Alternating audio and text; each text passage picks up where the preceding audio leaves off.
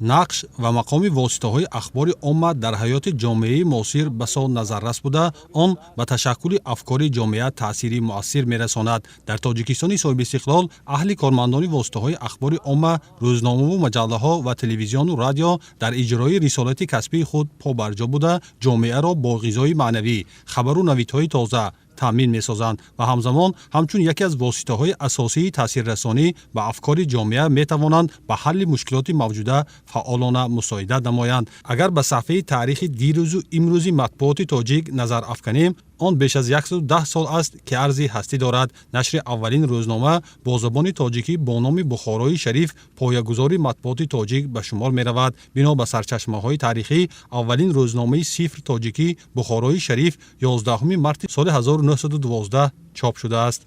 Бухорои Шариф санаи 11 марти соли 1912 бо ташаббуси Мирзо Муҳиддин Мансуров ва Мирзо Сироҷи Ҳаким арзи ҳастӣ намуд. Дар рӯзномаи Бухорои Шариф нахустин хабарҳо, нахустин мақола, нахустин гузориш ё мухбирномаҳо дарҷ гардиданд, ки маҳз баъдан ба рои он асос гузоштанд, ки ин гуна жанрҳои публисистӣ дар нашрҳои дигари тоҷикӣ низ зуҳур намоянд ва ба ҳамин тариқ ёки журналистикаи тоҷик шакли имрӯзаи худа гирифт.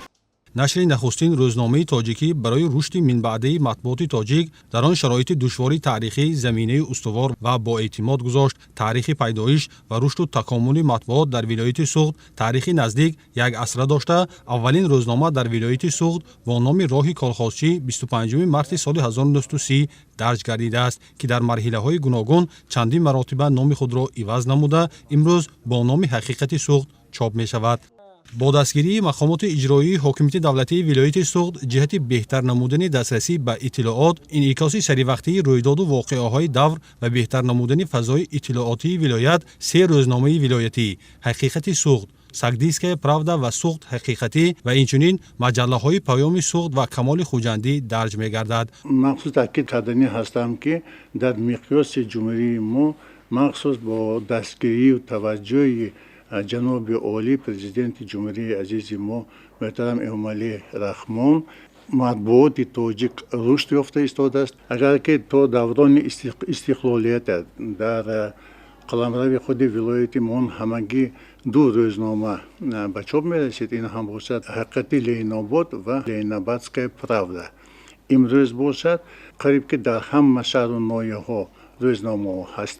мақомоти иҷроии ҳукумати вилояти Суғд доимо аҳамият метиҳад ба матбуоти тоҷик, матбуоте ки дар миқёси вилоят ба чоп мерасад. доимо мо дастгириҳошона ҳис мекунем.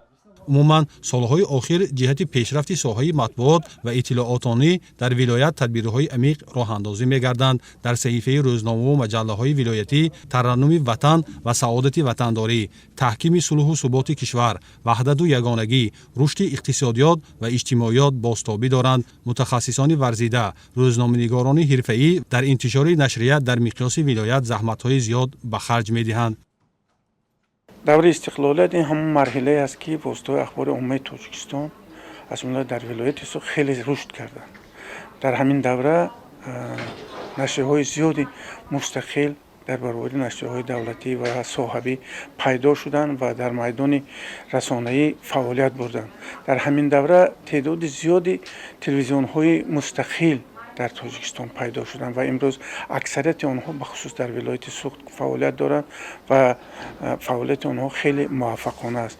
дар ҳамин давра радиостансияҳои зиёди ғайридавлатӣ пайдо шуданд, мустақил пайдо шуданд, ки кор карда истоданд ва ҳама инҳо имрӯз дар фазои иттилоотӣ ҷойгоҳи муайяни худро доранд ва барои мардум, барои давлат, барои ватан хизмати аълонаи худро расонда истоданд. ман фикр мекунам, ки мо ин музаффариятҳои даврони истиқлолиятро бояд пос дорем ва барои рушду такомули минбаъдаи воситаҳои ахбори умма аз ҷумла масалан матбуот, аз ҷумла телевизион ва радио саҳми арзандаи худро гузорем.